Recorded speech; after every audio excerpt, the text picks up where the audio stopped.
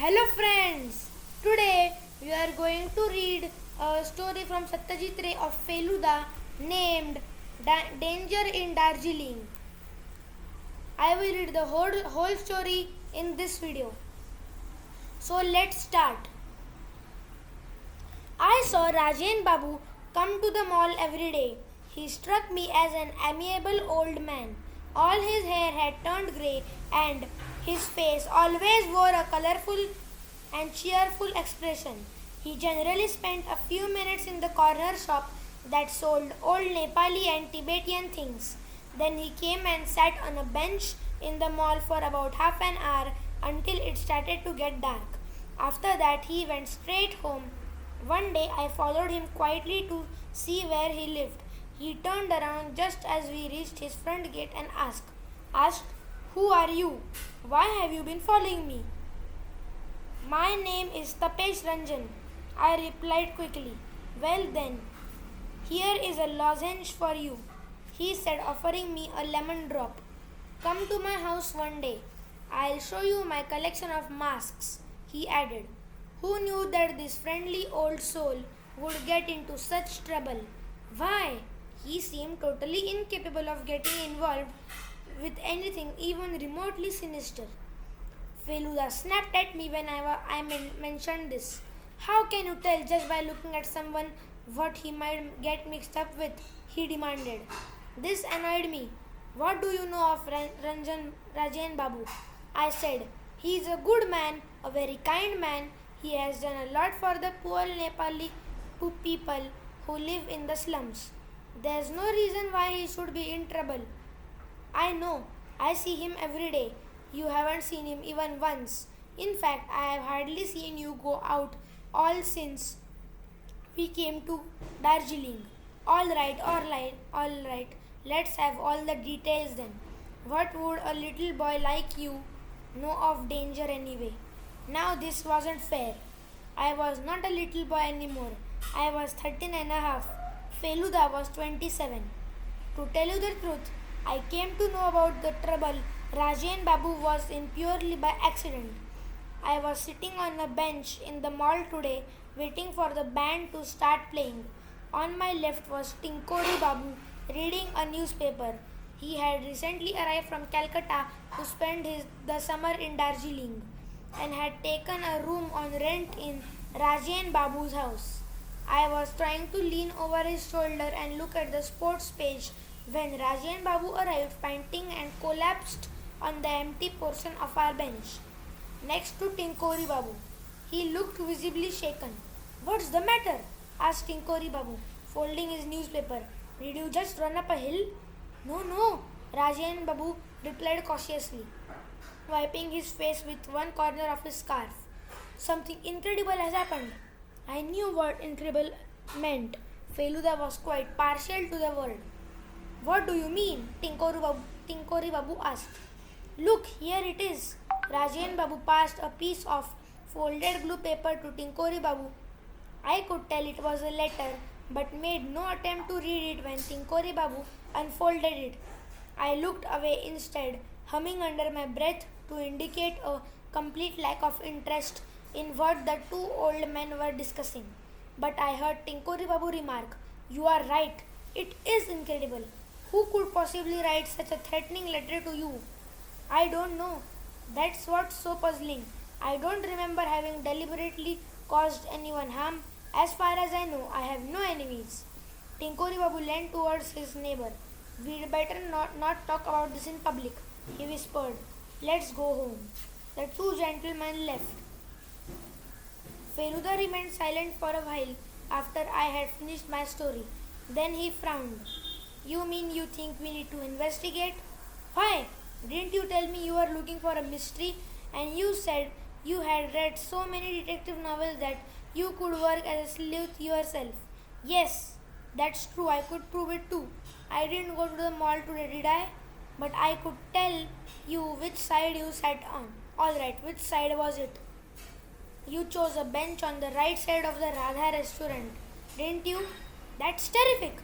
How did you guess?" "The sun came out this evening. Your left cheek looks sunburnt, but the right one is all right."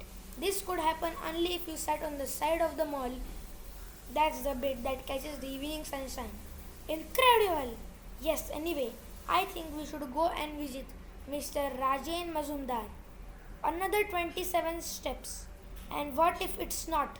It has to be Feluda. I counted the last time. Remember, you will get knocked on the head if you are wrong. Okay, but not too hard.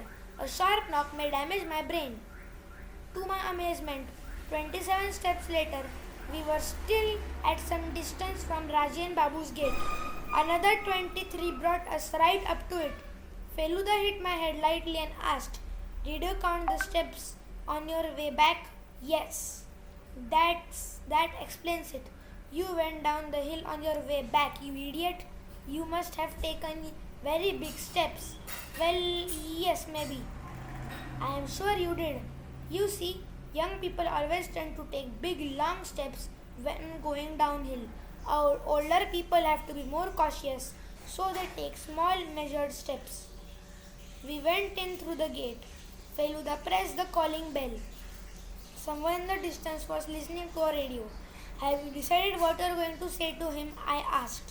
"That's my business. You, my dear, will keep your mouth shut. Even if they ask me something, you mean I shouldn't make a reply? Shut up." A Nepali servant opened the door. "Andar aiye," he said. We stepped into the living room, made of wood. The house had a lovely old charm. All the furniture in the room was made of cane. The walls were covered with strange masks, most showing large teeth and wearing a rather unpleasant expression. Some of them frightened me. Apart from these, the room was full of old weapons, shields and swords and daggers. Beside these hung pictures of the Buddha painted on cloth. Heaven knew how old they were, but the golden color that they had been used had not faded at all. We took 2 cane chairs. Feluda rose briefly to inspect the walls. Then he came back and said, "All the nails are new." So Rajan Babu's passions for antique must have developed only recently. Rajan Babu came into the room. Feluda sprang to his feet and said, "Do you remember me? I am Joy Krishna Mittar's son, Felu." Rajan Babu looked a little taken aback at first. Then his face broke a smile. "Felu, of course, I remember you. My word, you have become a young man. How is everyone at home? Is your father here?" As Feluda answered this question, I sat trying to hide my astonishment. How unfair the whole thing was. Why hadn't Feluda told me that he knew Rajan Babu? It turned out that Rajan Babu had worked in Calcutta for many years as a lawyer. He had once helped Feluda's father fight a case. He had come to Darjeeling and settled here 10 years ago, soon after his retirement. Feluda introduced me to him. He showed no sign of recognition. Perhaps the matter of offering me a lozenge a week ago had slipped his mind completely. "You are fond of antiques, I see," said Feluda conversationally. "Yes, it's turned almost into an obsession." "How long?" Over the last 6 months, but I have managed to collect a quite lot of things." Feluda cleared his throat. Then he told Rajan Babu what he had heard from me and ended by saying, "I still remember how you had helped my father.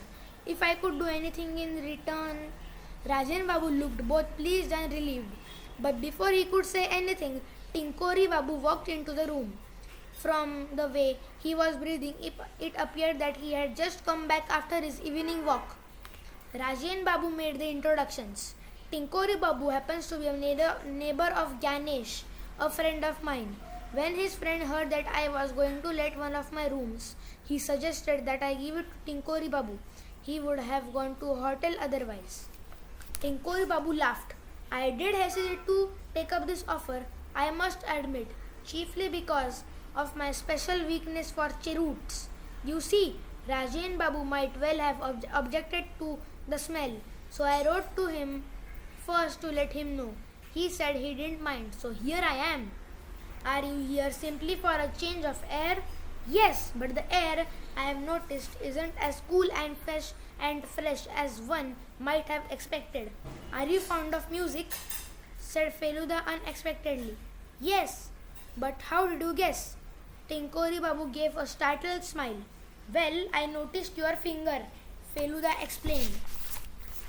You are tapping it on your walking stick in keeping with the rhythm of that song from the radio. You are quite right, Rajan Babu laughed. He sings, he sings Shyam Sangeet. Feluda changed the subject. Do you have the letter here? He asked. Oh yes, right next to my heart, said Rajan Babu and took it out from the inside pocket of his jacket. Feluda spread it out. It was not handwritten. A few printed words had been cut out of the books or newspapers and pasted on a sheet of paper. Be prepared to pay for your sins, it read. Did this come by post? Yes, it was posted in Darjeeling, but I am afraid I threw the envelope away. Have you reason to suspect anyone? No, for the life of me, I cannot recall even having harmed anyone. Do certain people visit you regularly? Well, I don't get too many visitors. Dr. Phony Mitra comes occasionally if I happen to be ill. Is he a good doctor? About average, I should say. But then, my complaints have always been quite ordinary. I mean, no more than the usual coughs and colds. So I haven't had to look for a really good doctor. Does he charge a fee? Of course. But that's hardly a problem. I've got plenty of money, thank God. Who else visits you? Oh, Mr. Ghoshal has recently started coming to my house. Look, here he is. A man of medium height wearing a dark suit was shown into the room. Did I hear my name? He asked with a smile. Yes, I was just about to tell these people that you share my interest in antiques. Allow me to introduce them. After exchanging greetings, Mr. Ghoshal, whose full name was Abni Mohan Ghoshal, said to Rajan Babu, I thought I'd drop by since you didn't come to shop today. No, I wasn't feeling very well, so I decided to stay in. It was clear that Rajan Babu did not want to tell Mr. Ghoshal about the letter. Feluda had hidden it in the minute Mr. Ghoshal had walked in. All right, if you are busy today, I'll come back another time. Actually, I wanted to take a look at the Tibetan bell, said Mr. Ghoshal. Oh, that's not a problem at all. I'll get it for you. Rajan Babu disappeared into the house to fetch the bell. Do you live here in Darjeeling? Feluda asked Mr. Ghoshal, who had picked up a dagger and was looking at it. No, he replied, turning the dagger in his hand. I don't stay in any one place for very long. I have to travel a lot, but I like collecting curios. Feluda told me afterwards that a curio was a rare and ancient object of art. Rajan Babu returned with the bell. It was really striking to look at. Its base was made of silver. The handle was a mixture of brass and copper, which was studded with colorful stones. Mr. Ghoshal took a long time to examine it carefully. Then he put it down on the table and said, You got yourself a very good deal here. It's absolutely genuine. Ah, that's a relief. You are the expert, of course. The man at the shop told me it came straight out of the household of Dalai Lama. That may well be true, but I don't suppose you'd want to part with it. I mean, suppose you got a handsome offer. Rajan Babu shook his head, smiling sweetly. No, you see, I bought the bell simply because I liked it. I have no wish to sell it, only to make money. Very well, Mr. Ghoshal rose. I hope you will be out and about tomorrow. Thank you, I hope so too. When Mr. Ghoshal had gone, Feluda said to Rajan Babu, Don't you think it might be wise not to go out of the house for the next few days? Yes, you are probably right. But this business of an anonymous letter is so incredible that I cannot really bring myself to take it seriously. It just seems like a foolish practical joke.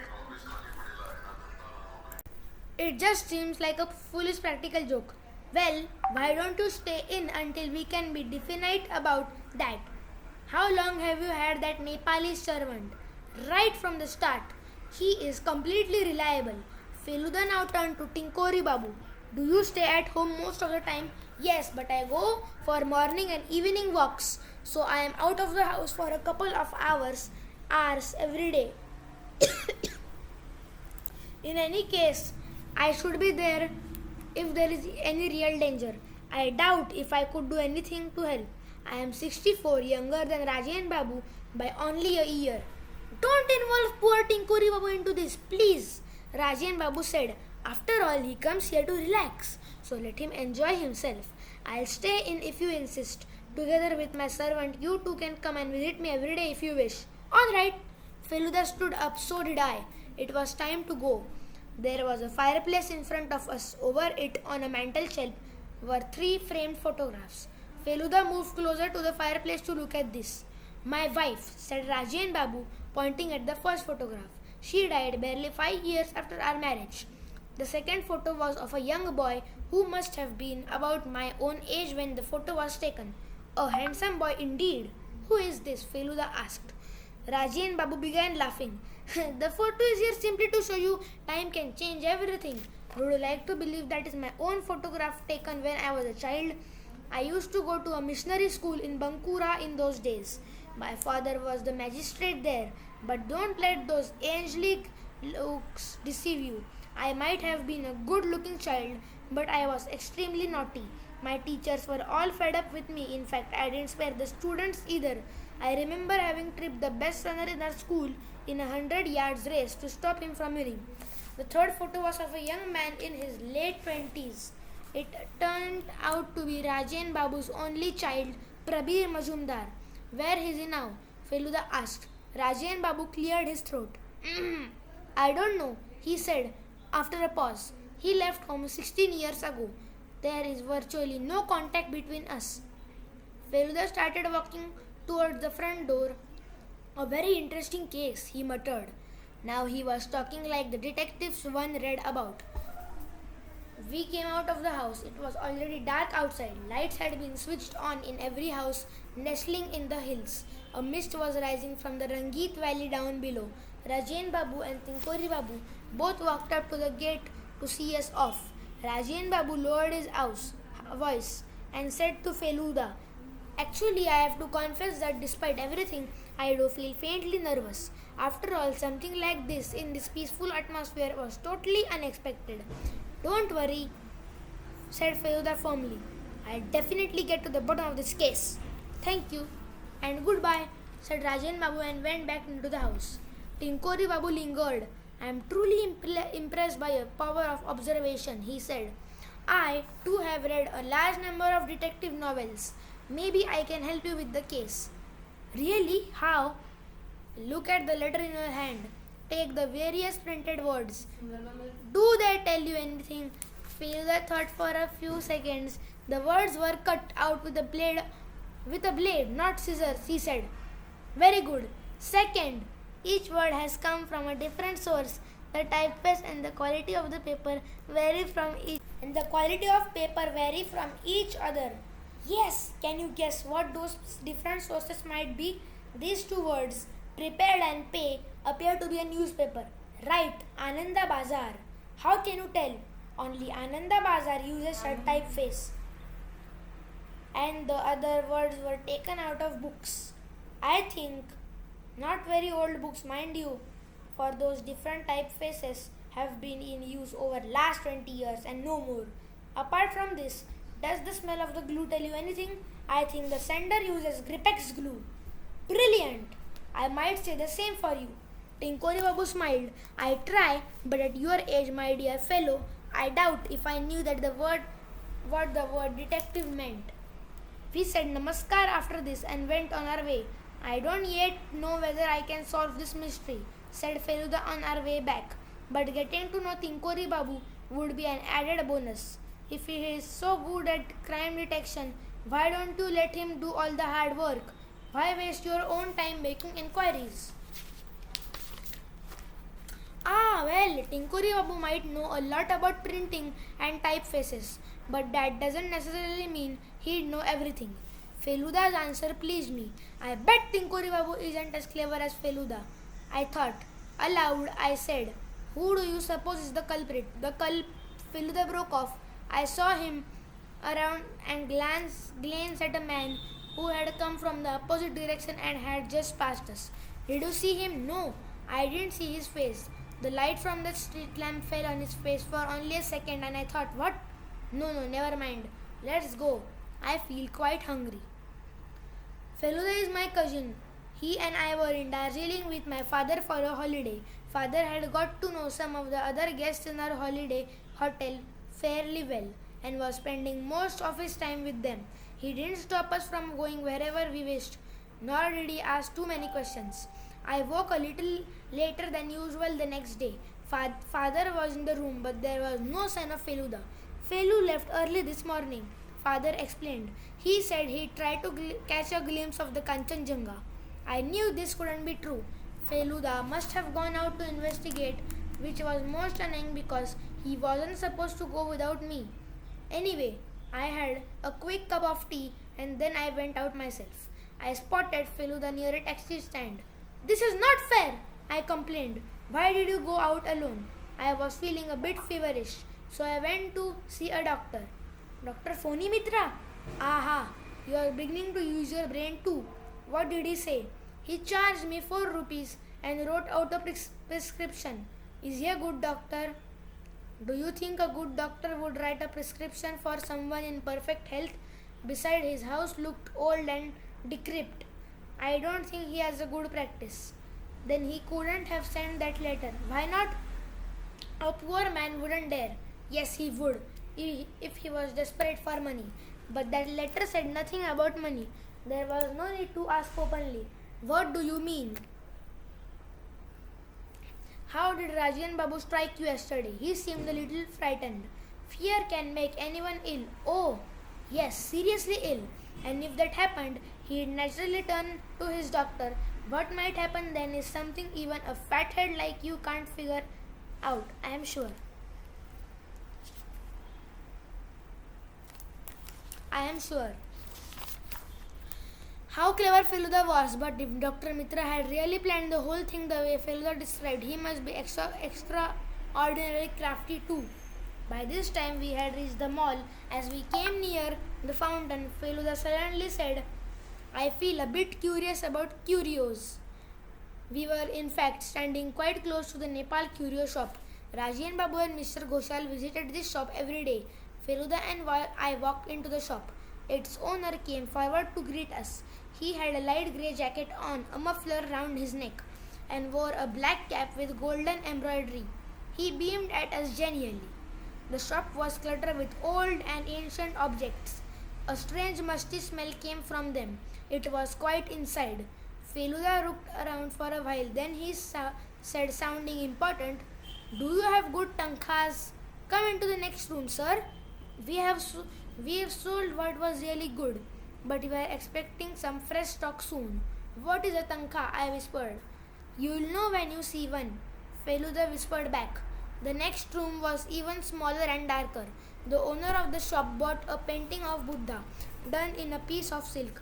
This is the last piece left, but it's a little damaged, he said. So, this was a tankha. Raji and Babu had heaps of this in his house.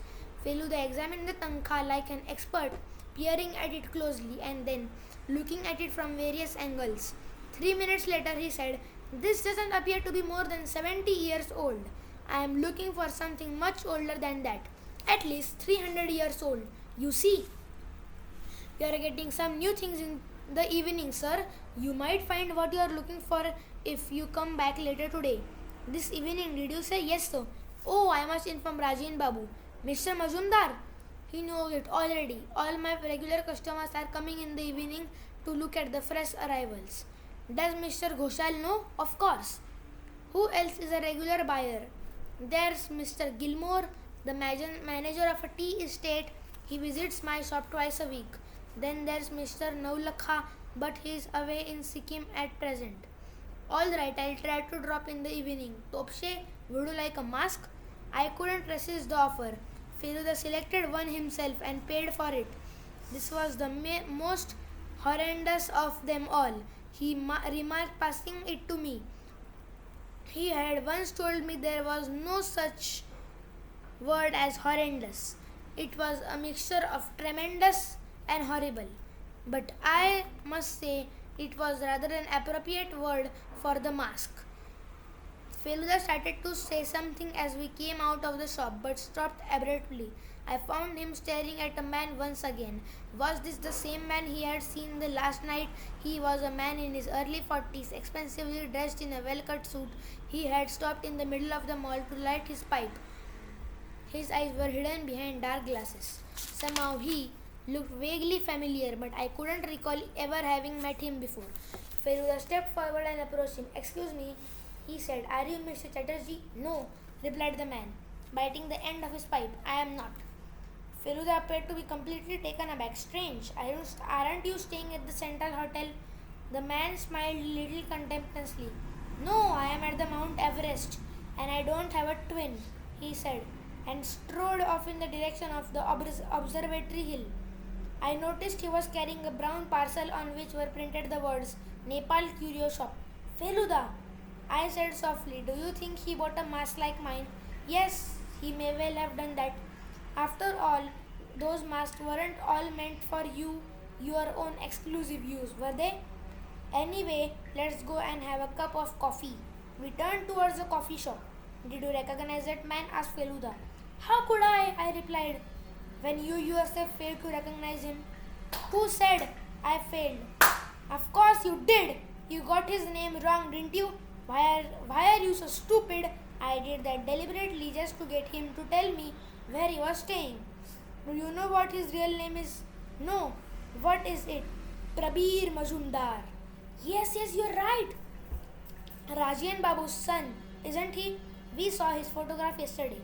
No wonder he seemed familiar, but of course, now he's a lot older. But even so, there are so many similarities between father and son. But did you notice his clothes? His suit must have been short. There is no doubt that he recently returned from abroad. But that doesn't mean Rajian Babu doesn't know his son is in the town. Perhaps his son doesn't even know that his father lives here. We should try to find out more. The plot thickens, I told myself, going up on the open terrace of the coffee shop. I loved sitting there. One could get a superb view of the city and the market from here. Tinkori Babu was sitting at a corner table drinking coffee. He waved at us, inviting us to join him. As a reward for our powerful observation and expertise in detection, I would like to treat you with 2 cups of hot chocolate. You wouldn't mind, I hope, he said with a twinkle in his eye. My mouth began to water at the prospect of a cup of hot chocolate. Tinkori Babu called a waiter and placed his order. Then he took out a book from his jacket pocket and offered it to Feluda. "This is for you. I had just one copy left. It's my latest book." Feluda stared at the cover. "Your book? You mean you write under the pseudonym Secret Agent?" Tinkori Babu's eye drooped. He smiled slightly and nodded. Feluda grew more excited. "But you are my favorite writer. I have read all your books. No other writer can write mystery stories the way you do." Thank you. To tell you the truth, I had come to Darjeeling to check out a plot for my next novel, but I have now spent most of my time trying to solve a real life mystery. I do consider myself very fortunate. I had no idea to meet you like this. The only sad thing is that I have to go back to Calcutta. I am returning tomorrow, but I think I may be of some help to you before I leave. I am very pleased to hear that. By the way, we saw Raji and Babu's son today. What? Only 10 minutes ago. Are you sure? Did you see him properly? Yes, I am almost 100% sure. All we need to do is check the Mount Everest hotel and then there won't be any doubt left. Suddenly Tinkuri Babu sighed. Did Raji and Babu talk to you about his son? He asked. No, not much. I have heard quite a lot. Apparently his son had fallen into bad company. He was caught stealing money from his father's cupboard. Rajan Babu told him to get out of his house. Prabir did leave his home after that and disappeared without a trace. He was 24 at the time. A few years later, Rajan Babu began to regret what he had done and tried to track his son down. But there was no sign of Prabir anywhere. About 10 years ago, A friend of Rajan Babu came and told him he had spotted Prabir somewhere in England, but that was all. That means Rajan Babu doesn't know his son is here in Darjeeling. I am sure he doesn't, and I don't think he should be told. After all, he's already had one shock. Another one might. Tinkuri Babu stopped. Then he looked straight at Feluda and shook his head. I think I am going mad. Really, I should give up writing mysterious stories. Feluda laughed. You mean it's only just occurred to you that the letter might have been sent by Prabir Majumdar himself? Exactly, but I don't know. Tinkuri broke up absent-mindedly. The waiter came back and placed our hot chocolates before us. This seemed to cheer him up. You are really most clever man. But tell me, did you suspect Mr. Dr. Mitra as well? Yes. Friends, we'll continue the next 11 pages in the next part as this video has become very big. Thank you.